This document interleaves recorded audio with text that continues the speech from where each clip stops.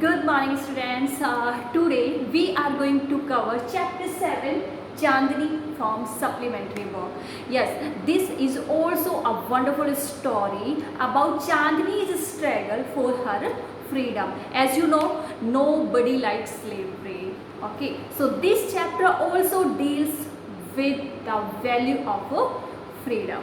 So in this chapter there is a character named Abu Khan. Abu Khan was an old man who used to live all alone in a small hut in Almora. He did not have any children. All he had were his pet goats. Yeah, he had some goats as pets. Okay, he used to graze them during day in the fields, and at night he would talk to them as if they were his own children. Yes, like this he showered his deep love on them. He used to feed them the juiciest grass and best grains. Yeah, this shows the deep connectivity of Abu Khan with the gods. But these gods did not want to stay with Abu Khan. Why is it so? Okay क्यों ये gods Abu Khan के साथ नहीं रुकना चाहती थी?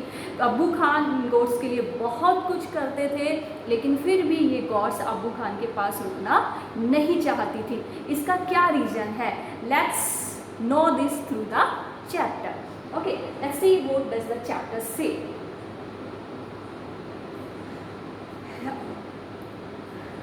Once upon a time there lived an old man in Almora. He was popularly known as Abu Khan. He lived all alone except for a few goats which he always kept as pets. He gave his goats funny names such as Kalua, Mungia and Gujri. Yeah, he would take them out for grazing during the day and talk to them as one talks to one's own children. At night, he would bring them back to his little hut and put a string round the neck of each god. जैसे मैंने आपको कहा कि एक old आदमी था, एक old man होता है, ठीक है, जिसका नाम पॉपुलरली जैसे आसपास जो भी उसे लोग जानते थे वो किसके नाम से जानते थे? अबू खान के नाम से जानते थे. और वो कहाँ रहते थे? अल्मोरा में अपनी एक छोटी सी झोंपड़ी में रहते थे. उनके कोई बच्चे नहीं थे और जो भी उनके पास था वो उनकी पेट गोट्स थी, उनकी पालतू बकरियाँ थी. वो अपनी बकरियों को बहुत ही फ़नी नेम दिया करते थे. मतलब अपनी जो भी बकरी वो लेकर आते थे उसको बहुत ही फ़नी नेम वो देते थे. यहाँ पे बताया गया है कि क्या क्या नाम दिया उनको? कलुआ नाम दिया, मुंगरिया नाम दिया, मूंगिया सॉरी, ठीक है, और गुजरी, ये नाम बताया गया है. तो ये 3 नेम्स वो बहुत ही फ़नी नेम उन गोट्स को वो देते थे. दिन में वो अपनी गोट्स को चराने के लिए फील्ड में लेकर जाते थे और शाम होती थी तो वो उनको वापस घर ले आते थे. और रात को वो अपनी गोट्स से इस तरह से बात करते थे जैसे कि कोई अपना बच्चे से करता है, खुद के बच्चों से जिस तरह से बात करता है इस तरह से अबू खान अपनी गोट्स के साथ बात किया करते थे. ओके, और उसके बाद वो क्या करते थे? एक स्ट्रिंग या आप एक रस्सी कह सकते हो, ठीक है, वो उसके गले में बांध के और वो उसे बांध कर रखते थे. मतलब उनको वो फ्री नहीं छोड़ते थे.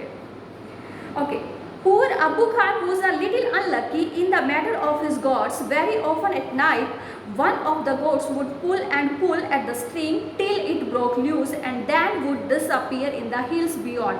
Goats in hills regions hate being tied to trees on poles. Okay, they love their freedom. Abu Khan's goat were of the best hill breed. They too loved their freedom, so whenever they got the chance, they would run away only to get killed by an old wolf who lived in the hills. Alright. सो अबू खान इस matter में थोड़े से unlucky थे. कौन से matter में unlucky थे? मतलब वो तो गोट्स से बहुत ज़्यादा प्यार करते थे और वो अपनी गोट्स के साथ उनका एक अलग ही अटैचमेंट था, लेकिन गोट्स का उनके साथ नहीं था. क्या होता था? अबू खान जैसे ही उन्हें बांधते थे तो हर रात को एक जो बहुत सारी गोट्स उनमें रहती थी उनमें से एक गोट क्या करती थी? अपनी स्ट्रिंग को खींचती थी. उससे वो स्ट्रिंग जो रस्सी है वो लूज़ हो जाती थी और वो वहाँ से निकल कर चली जाती थी. मतलब जो भी उन्होंने कंपाउंड बनाया हुआ था गोट्स का, उस कंपाउंड से वो निकल कर चली जाती थी। ठीक है, अब आपको पता है कि जो हिली जो गोट्स होती हैं वो उनको फ्रीडम्स बहुत ज़्यादा पसंद होती है। तो इसी तरह से जो अबू खान के पास जो गोट्स थी उनको तो बहुत ज़्यादा, मतलब वो हिल्स की बेस्ट ब्रीड थी।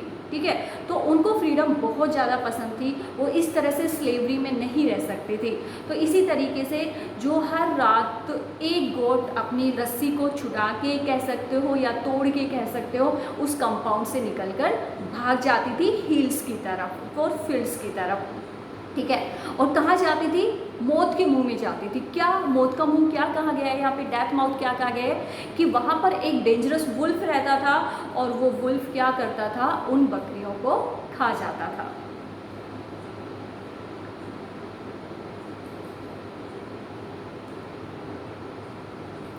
Okay, so whenever one of his goats disappeared, Abu Khan was very sad. He did not understand why even the juiciest grass and grains that he gave them and all the love that he showered on them would not stop these unfortunate goats for running straight into the jaw of death. Are these goats mad? Okay, he wondered, was it their love for freedom? But freedom meant struggle, hardship, even death. Abu Khan couldn't solve the mystery. Okay, Abu Khan की जब भी एक गोट गायब हो जाती थी, जैसा बताया कि एक गोट हमेशा ही डिसअपियर हो जाती थी, रात को छुड़ा के वहाँ से भाग जाती थी, तो अबू खान को बहुत बुरा लगता था। वो बहुत ही सैड फील करते थे अपने आप में। ठीक है, और वो अपने मन में ये सोचते थे कि मैं इनको इतनी जूसीएस्ट ग्रास देता हूँ, इतना अच्छा खाने के लिए ग्रेन्स देता हूँ। ठीक है, मतलब इतना अच्छा खाना देने के बाद भी ये जो गोट्स होती हैं ये मौत के मुँह में क्यों जाती हैं? ठीक है, मतलब इनको क्या खाना पसंद नहीं है? क्या ये पागल है? ये गोट्स जो है ये बिल्कुल मैड हो चुके हैं, ये इंसेन हो चुके हैं, क्या ये पागल है? ठीक है, या फिर ये इनका फ्रीडम के लिए प्यार है, मतलब ये फ्रीडम को बहुत ज़्यादा पसंद करती हैं, इसलिए वो मौत के मुंह की तरफ भाग जाती हैं। ठीक है, तो अबू खान इस मिस्ट्री को कभी सुलझा नहीं पाए थे। अबू खान ये भी कहते थे कि जो फ्रीडम है ना, जो स्वतंत्रता तुम्हें चाहिए, जो फ्रीडम चाहिए, उसका दूसरा नाम वो क्या होती है? फ्रीडम मीन्स स्ट्रगल, हार्डशिप और इवन डेथ। अब जो उन गोट की जो फ्रीडम थी उसका मतलब तो यही था। ठीक है, कि खुद अपने आप से स्ट्रगल करो। ठीक है, आपको आसानी से कुछ नहीं मिलेगा, आपको स्ट्रगल करना पड़ेगा, हार्डशिप आएंगी, कोई भी आसानी से कोई चीज़ नहीं मिलेगी और इवन डेथ भी हो सकती है। फ्रीडम का मतलब यहाँ पे डेथ भी हो सकती है। तो जो गोट्स थी उनकी फ्रीडम का मतलब तो डेथ ही था, क्योंकि वो वहाँ पे जैसे ही जाती थी तो एक वुल्फ होता था, एक भेड़िया होता था, वो उन गोट्स को खा जाया करता था। One day, when all his goats had left him, Abu Khan said to himself, "No more goats in my house ever again. I may yet live for a few more years, but I will live without goats."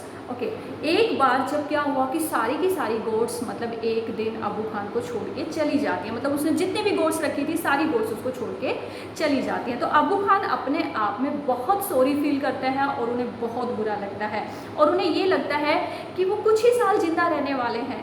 ठीक है, और अब उसके बाद उनकी भी death हो जाएगी। अब वो कोई गोट लेकर नहीं आएंगे, अब वो किसी गोट को अपने पास नहीं रखेंगे, क्योंकि वो अपना पूरा 100% उन गोट्स के लिए लगा देते हैं, उनको पूरा अटैचमेंट देते हैं, जितना वो कर सकते हैं उससे ज़्यादा वो करते हैं, लेकिन फिर भी कोई गोट उनके पास नहीं रुकना चाहती। तो अबू खान ने डिसाइड किया नो मोर गोट्स। ठीक है, कि अब वो कोई गोट लेकर नहीं आएंगे। ठीक है, however the poor old man was terribly lonely. He simply couldn't do without his pets. Very soon he bought a young goat. He thought a young goat will stay with him much longer. She will soon be to love me as well as the food I give her every day. Okay, she will never want to go to the hills. And he laughed with joy. लेकिन उसने एक बार decide तो कर लिया कि वो goats नहीं लेकर आएगा, लेकिन जल्दी ही उसको अकेलापन महसूस होने लगता है। ठीक है, जिस चीज़ की तुम्हें लत लग जाती है, आदत हो जाती है, तो उसके बिना नहीं रह पाते हो। तो सेम यहाँ पे अबू खान के साथ होता है। अबू खान को भी बहुत अकेलापन सा महसूस होने लगता है और इस बार उन्होंने डिसाइड किया कि वो इस बार छोटा सा बच्चा लेकर आएंगे, छोटी सी गोट लेकर आएंगे, एक छोटा सा यंग गोट लेकर आएंगे। ठीक है, और जल्दी ही उस गोट को, जैसे बचपन से अगर तुम उसे पालोगे तो वो गोट भी उसकी एडिक्शन में आ जाएगी, मतलब उसको उनकी आदत हो जाएगी, और जो खाना वो उसे देंगे, जो इस तरह से वो उसे अटैचमेंट दिखाएंगे, तो जो गोट है वो भी उनके साथ अटैच हो जाएगी और वो गोट इन्हें छोड़कर नहीं जाएगी। तो अबू खान ने ये डिसाइड किया कि वो छोटी सी गोट लेकर आएंगे, और ये जो चीज़ है ना, ये उनको बहुत ज़्यादा खुशी देती है और वो जोर से, खुशी से जोर से हंसने लगते हैं। The new goat was very pretty. जो न्यू गोट वो लेकर आते हैं वो बहुत ही खूबसूरत होती है, बहुत सुंदर होती है। She was white as snow and had 2 little horns on her little head and a pair of gleaming red eyes. She had a friendly temperament and would listen to Abu Khan's tales with a lot of interest and affection. अब वो जो छोटी सी गोट लेकर आते हैं वो इतनी pretty होती है, इतनी सुंदर होती है कि जैसे स्नो होती है ना, जैसे अपनी बर्फ़ होती है, उतनी तो वो सफ़ेद होती है। उसे छोटे छोटे से 2 सींग होते हैं, हॉर्न्स, ठीक है, और उसकी जो आँखें होती है बिल्कुल रेड होती है। जस्ट यू इमेजिन, बिल्कुल वाइट कलर की, बिल्कुल सफ़ेद कलर की उनके पास एक गॉट है, छोटे छोटे उसके सींग निकले हुए हैं, छोटा सा वो बच्चा है, ठीक है, और उसकी बिल्कुल रेड कलर की आइज़ हैं, बिल्कुल लाल उसकी आँखें हैं, ठीक है, और उसका जो बिहेव है, जिस तरह से वो ट्रीट करती है, वो बहुत खूबसूरत है, बहुत ही सुंदर से वो बिहेव करती है। और मोर ओवर जब अब्बू खान उसे स्टोरी सुनाते हैं, कहानियाँ सुनाते हैं, तो वो कहानियों को बहुत ही इंटरेस्ट के साथ सुनती है, ठीक है। Abu Khan called her Chandni, which means moonlight. He loved Chandni and would narrate to her stories of all his friends who were dead and gone. Okay. इसके बाद जो अबू खान है, उन्होंने उसका नाम क्या रखा है? चांदनी रखा है। चांदनी का मतलब होता है मून लाइट, ठीक है। अब जो अबू खान की जो स्टोरीज वो सुनाते थे चांदनी को, वो बहुत ही इंटरेस्ट के साथ सुनती थी, बहुत ही मज़े के साथ उन कहानियों को वो सुना करते थे, ठीक है। और किन की कहानियाँ सुनाते थे अबू खान? वो उन फ्रेंड्स की कहानियाँ सुनाते थे जो कि उन्हें छोड़ के चली गई हैं और जिनकी डेथ हो गई है। Every morning Chandni rose to the heap tops bathed in the sunlight. How beautiful these hills are. Okay, she thought, how refreshing the breeze that blows through them, and how lovely to run across these green fields. अब हर सुबह जैसे ही morning होती थी, सुबह होती थी, चांदनी की नज़रें भी उसी हिल्स की तरफ जाती थी, ठीक है, और उन फील्ड्स की तरफ जाती थी। और जैसे ही चांदनी उस हिल की तरफ देखती थी तो सनबेद, जो आप कह सकते हो, सूर्य की किरण में बैठना या धूप में बैठना, ठीक है, तो वो जस्ट उसको इमेजिन करती थी, जस्ट उसको सोचती थी और उसे कहती थी, अपने आप से कहती थी कि ये हिल्स कितनी खूबसूरत हैं, ये हिल्स कितनी सुंदर लग रही हैं, ठीक है। और उसके बाद कहती थी कि इनके थ्रू जो ब्रीज, हवा, सुहानी जो हवा चलती है ना, वो हवा जब अपने ज़रीर को टच करती है तो कितना खूबसूरत वो लगता होगा, कितना अच्छा एहसास होता होगा। इस तरह से चांदनी अपने आप से बातें करती है और कहती है कि अगर ये ग्रीन फील्ड्स के थ्रू होते हुए भागकर उस हिल तक जाए तो उसे कितना अच्छा लगेगा। जो ग्रीन फील्ड्स उसके रास्ते में आ रहे थे, बीच में आ रहे थे, तो फिर से वो इमेजिनेशन करने लगती है इस तरह की। She ran towards the hills but had to stop with a jerk. Okay, the rope round her neck won't let her go any further. How she hated that rope. Okay, उसके बाद उसने पहली बार अटेम्प्ट किया उस हिल की तरफ भागने का, ठीक है, लेकिन जैसे ही वो भागने की कोशिश करती है, सडनली वो एक झटका महसूस करती है। और वो झटका क्या होता है कि उसकी गर्दन में क्या लगी होती है? एक रोप लगी होती है, एक रस्सी लगी होती है। अब उसे पता चलता है कि इस रस्सी की वजह से वो उस हिल की तरफ नहीं भाग पा रही है, तो वो उस रस्सी से नफरत करने लगती है, वो रस्सी उसे अच्छी नहीं लगती है। Okay, she stopped eating the green grass Abu Khan brought for her, nor did she listen to his stories with interest and affection. अब क्या होता है कि धीरे धीरे जो चांदनी है वो क्या करती है कि अबू खान जो हरी घास उसके लिए लेकर आता है वो खाना बंद कर देती है। और इवन अब जो अबू खान उन्हें कहानियाँ सुनाता है, उन कहानियों को भी वो ध्यान से नहीं सुनती है, इंटरेस्ट के साथ नहीं सुनती है। सी लॉस्ट हर एपेटाइट, एपेटाइट मतलब भूख, उसकी भूख जैसे ख़त्म ही हो गई थी, ऐसा लग रहा था कि वो कुछ खाती नहीं है और उसकी भूख पूरी तरह से ख़त्म हो गई है। Okay, grew very thin and stared moodily at the hilltops with in sunlight. Abu Khan did not understand Chandni's anguish. At last she decided to speak to him frankly. Dear Abu Khan, she said, let me go to the hills please. Okay, अब क्या होता है, वो खाना उसने छोड़ दिया तो वो धीरे धीरे काफ़ी थिन होने लगती है, बहुत पतली हो जाती है। लेकिन एक दिन उसने डिसाइड किया कि वो डायरेक्टली अबू खान को बोल देगी कि अबू खान क्या बोलती है कि अबू खान प्लीज़ मुझे उन हिल्स पे जाने दो, मेरा पूरा मन है कि मैं उन हिल्स पर जाऊँ। ठीक है, उसके बाद वो कहती है if I stay on in your compound I will die, अगर मैं तुम्हारे इस कंपाउंड में रुकूंगी ना तो मेरी मौत हो जाएगी, मैं मर जाऊंगी, मुझे उन हिल्स की तरफ जाने दो। Now Abu Khan understood Chandni's problem but it made him very unhappy. The earthen pot which contained Chandni's breakfast fell from his hands and broke into 1,000 pieces. अब अबू खान को चांदनी की प्रॉब्लम समझ में आ गई थी, ठीक है, लेकिन वो इतना अनहैप्पी फील करते हैं, उन्हें इतना बुरा लगता है कि उनके हाथ में जो मिट्टी का जो पोट होता है जिसमें चांदनी का ब्रेकफास्ट होता है वो उनके हाथ से छूट जाता है और वो 1000 पीसेज में टूट जाता है, मतलब जैसे वो नीचे गिरता है तो उसके हजारों टुकड़े हो जाते हैं। Why do you want to leave me Chandni, Abu Khan asked, Abu Khan ने पूछा चांदनी तुम मुझे क्यों छोड़ना चाहती हो। Okay, I want to go to the hills, Chandni answered, Chandni ने आंसर दिया कि मुझे उन हिल्स पे जाना है। Don't you like Okay, don't you like the food here? I'll give you tastier food and much longer walk. तो उसके बाद अबू खान कहते हैं कि क्या तुम्हें वो खाना पसंद नहीं है जो मैं तुम्हें दे रहा हूँ, ठीक है, क्या तुम्हें वो खाना अच्छा नहीं लगता? अगर नहीं लगता तो मुझे बताओ, मैं तुमसे इससे भी ज़्यादा टेस्टियर फूड दूंगा, इससे भी अच्छा मतलब टेस्टी जो फूड होगा वो दूंगा मैं तुम्हें, और इससे भी लंबी रोप दे दूंगा, मतलब तुम्हारी जो रोप है ना उसकी मैं लेंथ और बढ़ा दूंगा, ठीक है। Okay, no thank you, let me go to the hills. Chandni कहती है कि नहीं नहीं, मुझे ऐसा कुछ नहीं चाहिए, प्लीज़ मुझे वहाँ जाने दो, ठीक है, मुझे वहीं जाना है, हिल्स पे ही जाना है। Do you realise the risk you are running, okay, you obstinate creature, there is a dangerous wolf in the hills, he will eat you up. Abu Khan did his best to warn her.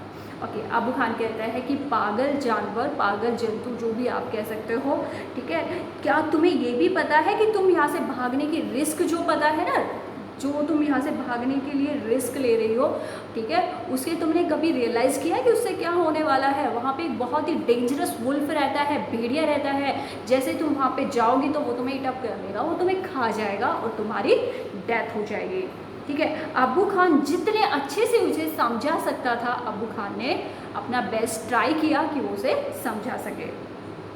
Chandni answered, God has given me a pair of horns, okay, I will fight the wolf. Okay, तो चांदनी कहती है कि भगवान ने मुझे सींग दिए हैं, ठीक है, लड़ने के लिए, तो मैं वुल्फ से लड़ाई कर लूँगी, ठीक है, मैं वुल्फ से फाइट कर लूँगी, तो मुझे जाने दो। फाइट द वुल्फ इंडीड, क्या कहते हैं, सच्ची में, वास्तव में क्या तुम वुल्फ से फाइट करोगे, ठीक है, वुल्फ कितना बड़ा होता है, कितना तुमसे तो ज़्यादा हेल्दियर होता है, स्ट्रॉन्ग होता है, पावरफुल होता है, तुम वुल्फ से कैसे फाइट करोगे।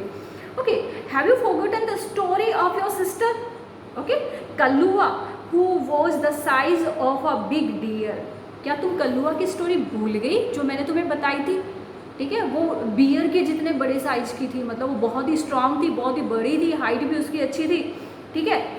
Okay, she fought the wolf through the night but was killed in the morning, पूरी रात वो वुल्फ से लड़ी लेकिन सुबह उसकी डेथ हो गई, सुबह मर गई वो। Okay, Abu Khan narrated Kallua's story for the 50th time, इस बार जो अबू खान है ना, चांदनी को 15वीं बार ये कहानी सुना रहे थे, ठीक है, लेकिन क्या चांदनी मानेगी? Let's see. To all this, Chandni had only one thing to say, I want to go to the hills. आखिर चांदनी नहीं मान रही है। चांदनी ने इस सब का एक ही रिप्लाई किया। चांदनी ने कहा कि मैंने कह दिया, मुझे फाइनली कहाँ जाना है, हिल्स पे जाना है। अबू खान गोट वेरी अनॉयड। अबू खान को बहुत गुस्सा आता है, बहुत ज़्यादा वो एंग्री हो जाते हैं। ही थंडर्ड, वो बहुत ज़ोर से चिल्लाते हैं, you are not going anywhere, तुम कहीं नहीं जा रही हो।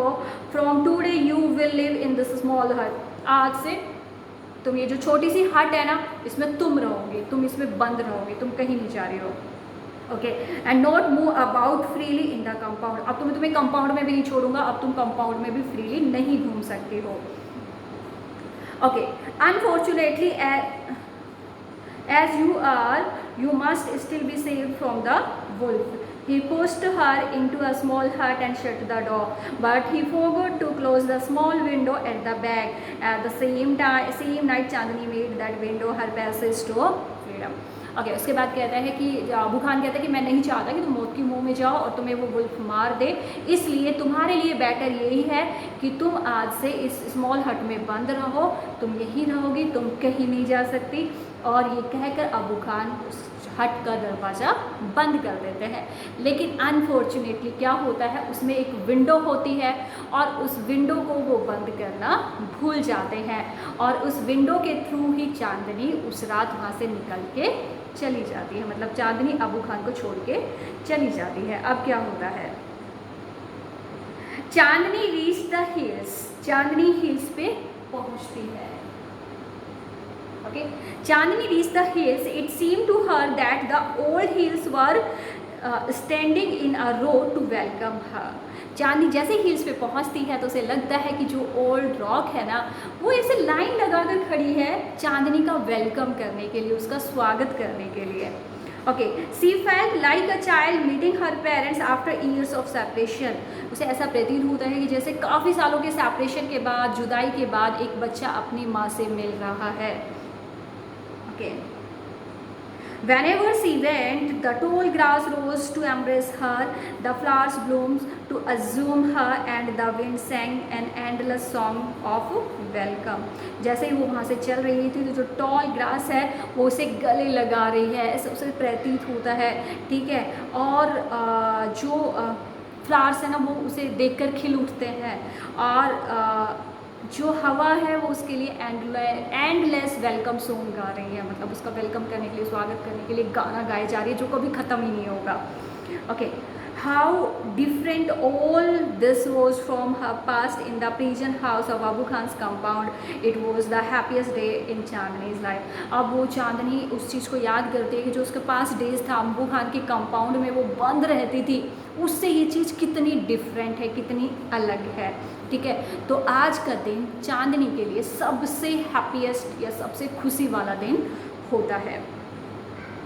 Okay, the day she played for hours on the grassy slopes of the hills, she met a herd of wild goats who asked her to join their groups, but Chandni politely refused. She wanted to enjoy her new freedom all by herself. उस दिन जो grass के slopes बने थे, ढलान बने थे, उन पे वो चढ़ती है, फिर फिसलते हुए नीचे आती है, वो इंजॉय करती है। उसके बाद उन्हें क्या मिलता है, जंगली गोट्स का एक झुंड भी मिलता है जो उन्हें कहते हैं, चांदनी को कहते हैं कि तुम आओ और हमें ज्वाइन कर लो ताकि तुम सेफ रहो। लेकिन चांदनी उन्हें मना कर देती है, वो कहती है कि नहीं, आज मुझे मेरी फ्रीडम अकेले ही इंजॉय करनी है और पूरी तरह से इंजॉय करनी है। The sun disappeared behind the hills and soon darkness and blood and locked the grass, the flowers and the trees.